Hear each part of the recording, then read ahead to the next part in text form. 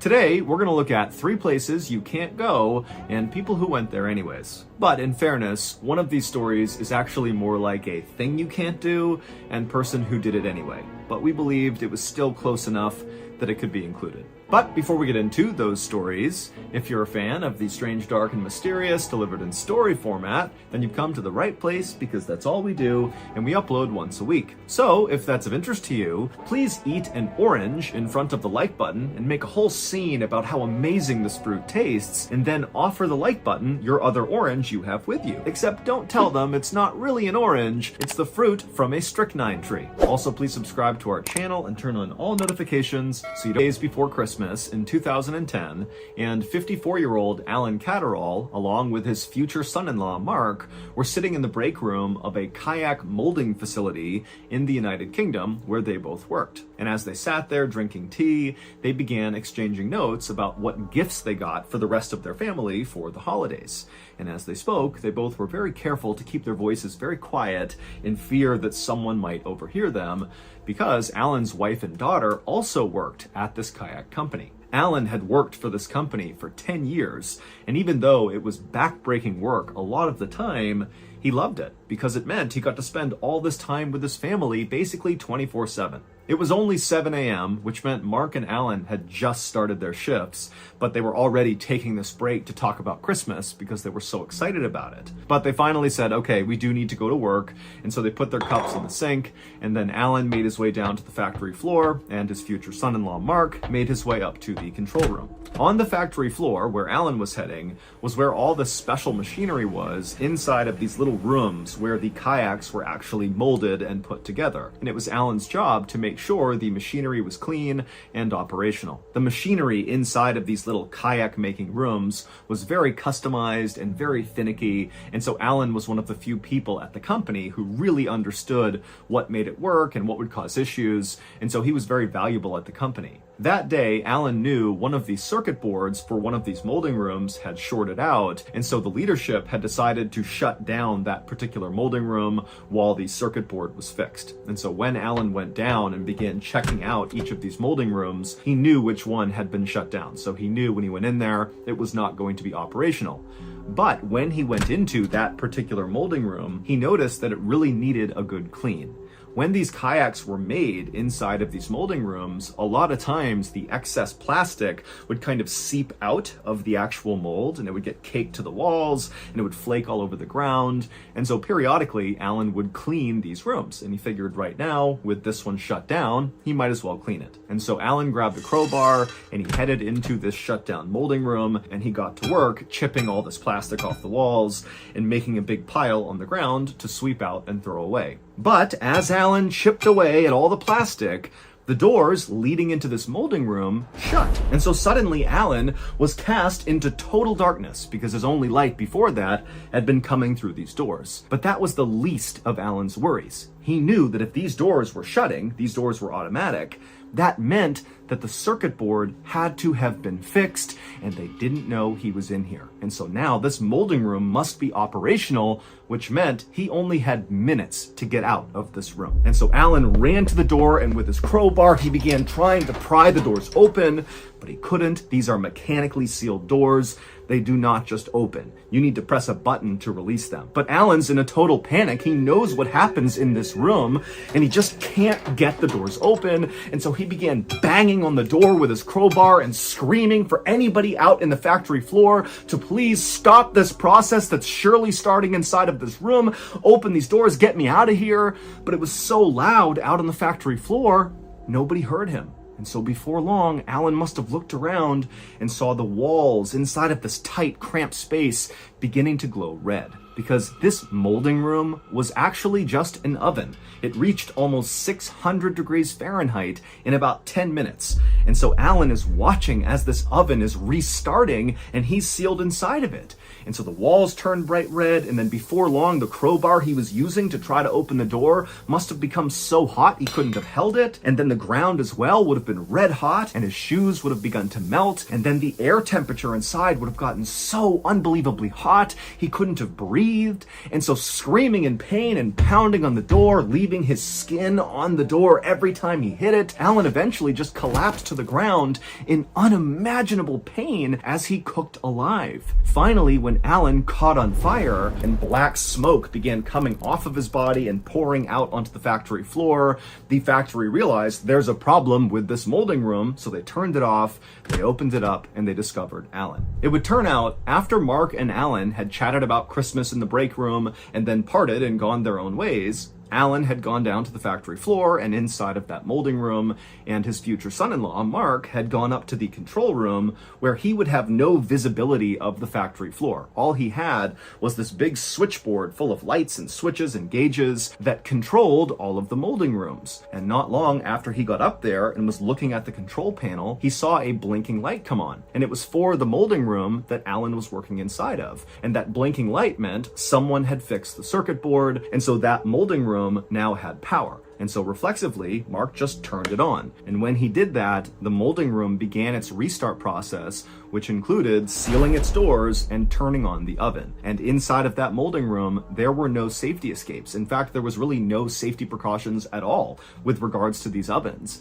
And so as soon as Mark flipped that switch, he had killed his future father-in-law. 5 years later, the Kayak Molding Company was convicted of corporate manslaughter and fined £200,000. Also, the man who actually designed these molding rooms with no safety precautions in mind, no emergency exits, nothing, he was fined £25,000 and sentenced to jail for 9 months.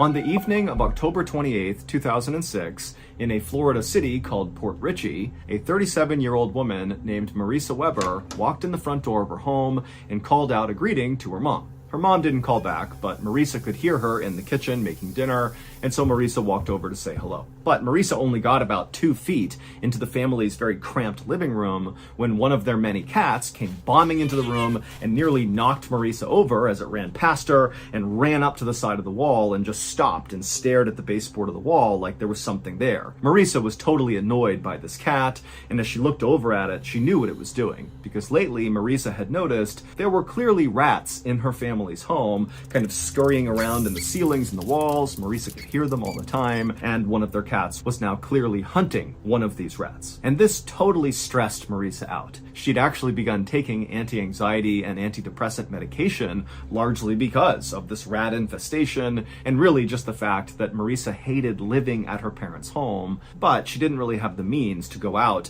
and live in her own place, which she knew would solve the problem, and so she was just kind of stuck here. And so Marisa turned away from the cat and likely the rat behind the wall, and she made her way through the tight little living room into the kitchen, and she gave her mom a quick hug, and she saw her dad was also in the room as well, and he said hello to her. And then Marisa's mom offered her some food, but Marisa said, you know what, I'm not hungry, thank you, I'm just tired, I'm gonna go to bed. And so Marisa again gave her mom a hug, she said goodnight to her dad, and then she turned, walked up the stairs, and made her way to her bedroom. She went inside and shut the door. The next morning, Marisa's parents got up and they began making breakfast and getting ready for the day, but Marisa did not come downstairs, and so the parents assumed she must have left early for her job. Marisa was a secretary at a waste disposal company. And so the parents just had their breakfast and they too went out for their jobs. And then in the evening, when the parents were back home, Marisa did not come home at the time she normally would after work. But the parents were not actually that concerned right then,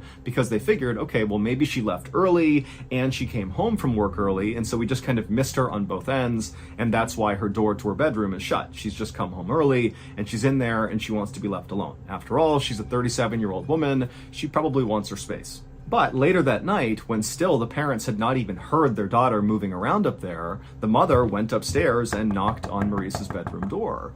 But there was no answer. And so finally, Marisa's mom opened the door and the room was totally empty. Now, at this point, the parents did start to get concerned because they're thinking, okay, well, we didn't see her this morning, we haven't seen her now, we don't know where she is. But again, their daughter is 37 years old, and if she wanted to go do something out of the house by herself and not tell anyone, she was kind of entitled to do that. And so the parents ultimately decided that they would just let this go for now, and in the morning, they were sure to see her. But the next morning, the parents still had not heard from Marisa, she had not come home, and now they were officially starting to panic. In particular, the mother was worried that Marisa might have been kidnapped or something going to or coming back from work, because Marisa was only 5'3" tall and maybe 100 pounds, so she was really small. And so Marisa's mom called her other daughter, Gina, in a total panic, saying, your sister, she's missing, we don't know where she is, she might have gotten kidnapped, come over and help us figure out what's going on. And so Gina came over to the house, and when she came inside, she told her parents, let's stay calm here. Marisa, she's 37, I'm sure she's fine. Let's search the house and see if there's some note or something from Marisa explaining where she is and what she's doing. And so the family searched the whole house, starting with Marisa's room, but they couldn't find anything that gave them any clues about what happened to Marisa. But they did eventually find Marisa's purse that was still in her room, and when they opened it up, they saw her wallet was still inside. And so that sent up a huge red flag for the family. They're thinking, why would Marisa go anywhere for an extended period of time without her wallet? That made no sense. And so at this point, the family did call the police, and they reported Marisa missing. But the police got nowhere on the case, and so on November 9th, so 12 days after Marisa had said goodnight to her parents, gone up to her room, and then vanished, the family was at a total loss for what to do. But Gina, Marisa's sister, had begun to think to herself, hey, it's possible that Marisa, who was not doing well mentally, she was very unhappy, she was totally stressed out about this rat infestation, which really highlighted the fact that she was stuck at home with her parents at 37 years old.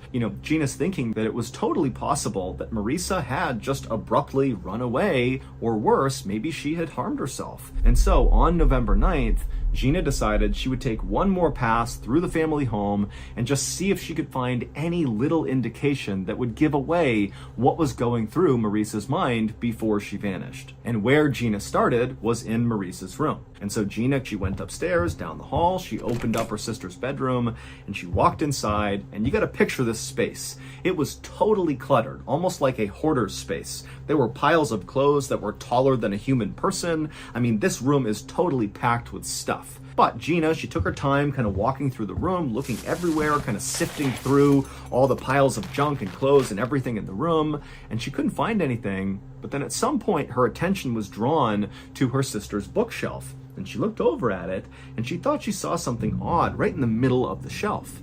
Now, Gina had a flashlight with her, and even though the light was on in the room, she still lifted up the flashlight and turned it on and shined it at this thing in the middle of the bookcase. And when she saw it, she screamed. Based on Gina's discovery, here is what happened to Marisa Weber on October 28th, 2006, the night she disappeared. That night, Marisa had come home, she saw her mom and dad in the kitchen, she was offered food, she turned it down and said, I'm tired, I'm going to bed. She went upstairs, she went into her room, closed the door, and sat down on her bed. Then Marisa grabbed a pill bottle next to her bed, which contained morphine and codeine, which are two very powerful painkillers. They're opiates, so highly addictive. She popped a few of those, and then she rolled a marijuana joint and smoked that, and then she grabbed the TV remote and sat back on her bed, getting ready to zone out. But when she tried to turn on the TV, which was sitting on this bureau on the other side of the room, it didn't turn on. And right away, Marisa knew that the TV likely had become unplugged. This was something that happened periodically. The room was so packed with stuff that sometimes when Marisa was just navigating through her room, the stuff would bump into the bureau, and that would in turn jostle loose the plug from the TV. But the TV was actually not plugged in right behind where this bureau was. The TV was sitting on the bureau, but the plug ran down and kind of to the side of the bureau behind this huge bookcase that was pressed right up against the bureau. But this bookcase was so loaded down with books and things that Marisa had collected over the years that not only could you not really reach through the bookcase to the wall, but it was too heavy. You couldn't move the bookcase. And so the only way to access this plug from the TV was to climb on top of the bureau where the TV was and kind of reach back and grab the plug behind the bookcase and plug it back in. And so Marissa, who was likely beginning to feel the effects of all the drugs she had taken, climbed on top of this bureau, and she reached back behind this 6-foot-tall bookcase, and she began trying to grab the plug, but it was just out of reach. And so she leaned farther and farther and farther until she finally grabbed the plug, but when she managed to plug it back into the wall, she slipped forward and fell headfirst into this tiny space behind the bookshelf and the wall, and she got pinned upside down. Now, we don't know why Marissa didn't begin calling out for help. Perhaps she was so under the influence of these drugs that she couldn't really process the situation and didn't know what she should do. Or maybe she was embarrassed about the fact that she had somehow gotten trapped upside down behind her bookcase. But either way, she didn't call out for help right away. And unfortunately, what happens when a human body is trapped upside down long enough is all the blood rushes to the upper part of your body. It causes your eyes eventually to pop out of your head. It feels like your head's gonna explode. But the real problem is all that blood pools around your lungs and restricts your lungs and makes it really hard to breathe. And critically, if you can't take a big breath in, you can't project your voice loud enough to call out for help. And so Marissa did not call out for help during those first critical few moments she was trapped behind the bookcase. And then when she realized she absolutely couldn't move, she didn't have the lung capacity to call out for help. And so likely for 1 or maybe even 2 days, Marissa remained upside down behind this bookshelf and likely was aware of her family coming in and out of her bedroom looking for her, but she was not able to vocalize. She could not get their attention, and so eventually she died. Marissa's family would say when they were looking for Marissa in her bedroom while she was dying behind the bookcase, they said they did hear sounds, but it sounded like the rats that were running all over their house, and so they didn't know it was actually likely Marissa moving around behind the bookcase trying to get their attention because she can't use her voice. And then after Marissa died, her family did continue to go back into her room to look for her, and they began to smell something funny, which was Marissa decomposing, but the family didn't know that, and they chalked it up to the fact that the room was really messy, and again, there are rats in this house. I mean, this was not a clean space, and so they kind of thought, okay, the smell can't be anything serious. It wasn't until November 9th when Marissa's sister, Gina, was back in Marissa's bedroom and she looked over at the bookcase and she saw something strange. What she saw was her sister's foot right behind the bookcase. Gina couldn't really process it, so she got her flashlight out, she shined it on the foot, and when she scanned from the foot down, she realized it was her sister.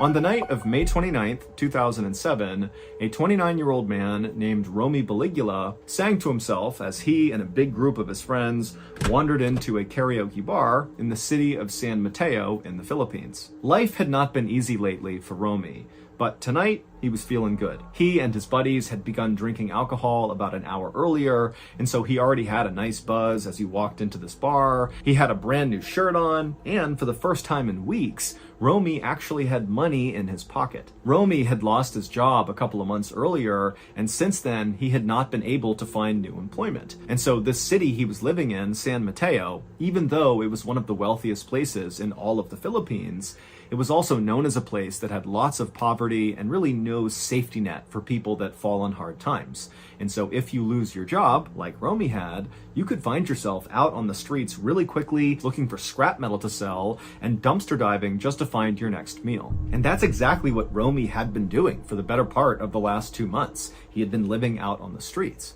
But just a day earlier, he had discovered this stash of very valuable scrap metal, and he had sold it that day for a nice profit. And with that money, he had bought a nice big dinner, a brand new shirt, and tonight he had bought a night out. And the best kind of night out for Romy was going to a karaoke bar, because Romy loved to sing, and his friends did too, but Romy sang basically all the time. Whether he was full-time employed, making lots of money, enjoying life, or if he was in a dumpster looking for food to eat, Romy would be singing. Now, Romy was not the best singer, certainly not compared to some of his friends who were excellent singers, but he felt like the more he sang, the better he got. And he was kind of proud that he felt like he was progressing and becoming a better and better singer. And Romy's favorite songs to sing were these big ballads. He just loved to close his eyes and let the words of the story kind of take him away. It really was his escape. It was like no matter how bad his life got, he could always sing, and that would make him feel better.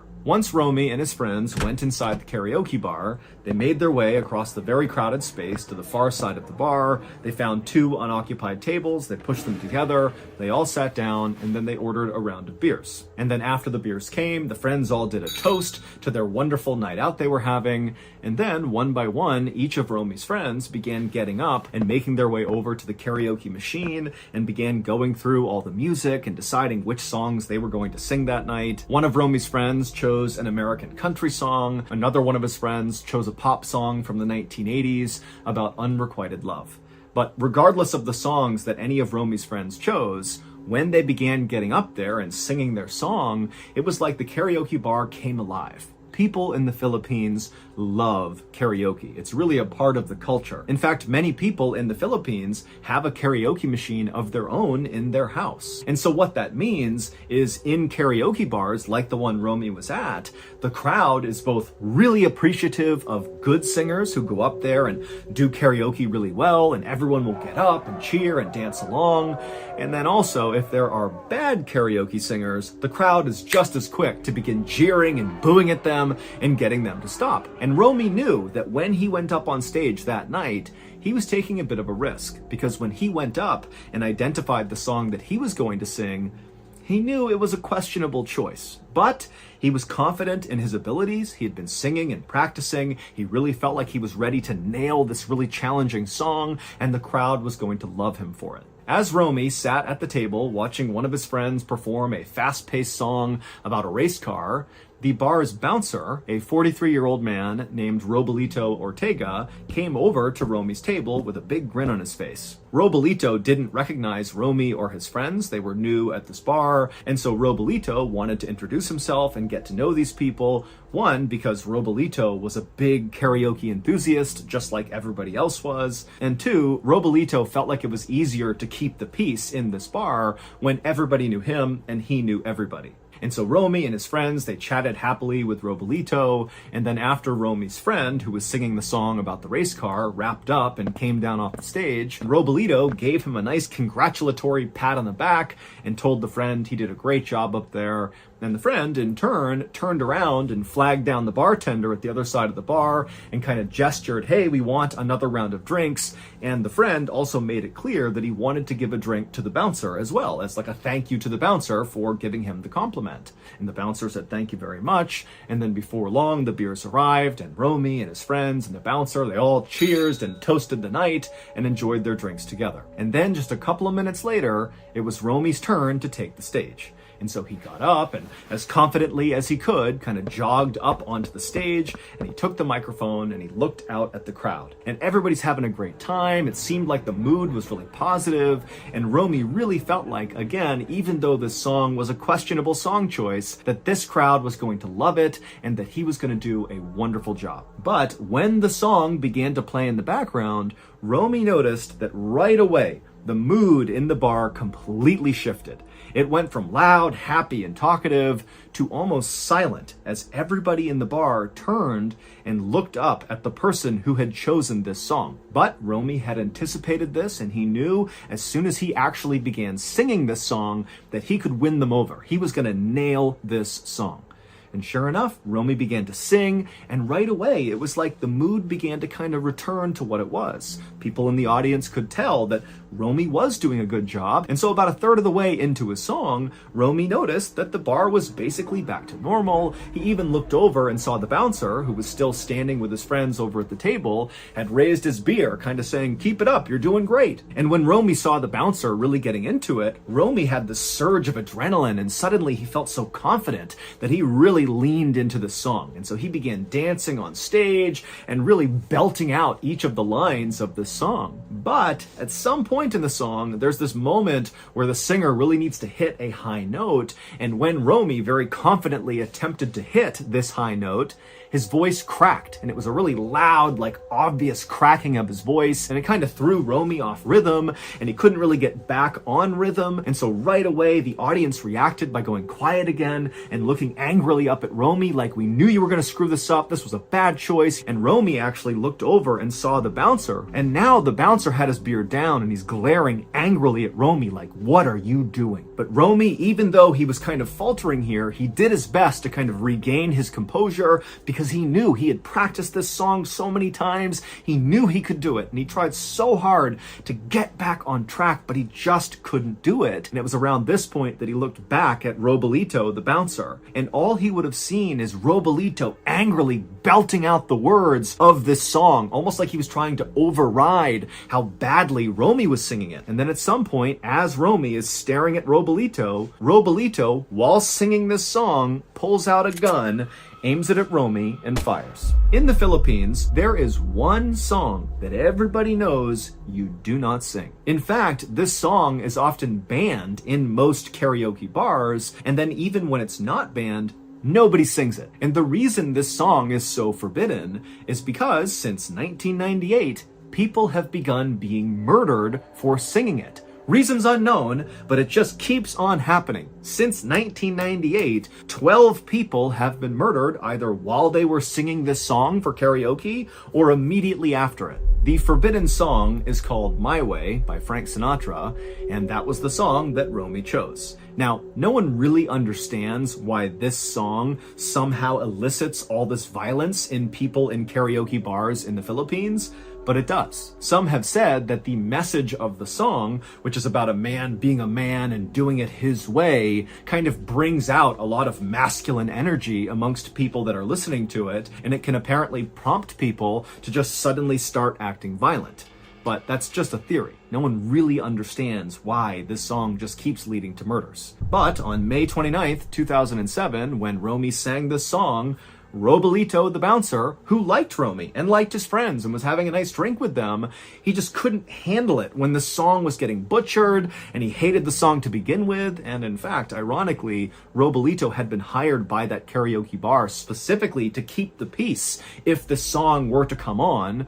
But as he listened to this song, something happened inside of him, and he pulled his gun and shot and killed Romy. So that's going to do it. If you got something out of today's stories, be sure to check out our podcast called the Mr. Ballen Podcast, where we have hundreds more stories just like the ones you listen to that are available right now. You can listen to the podcast, which again is called the Mr. Ballen Podcast, exclusively on Amazon Music.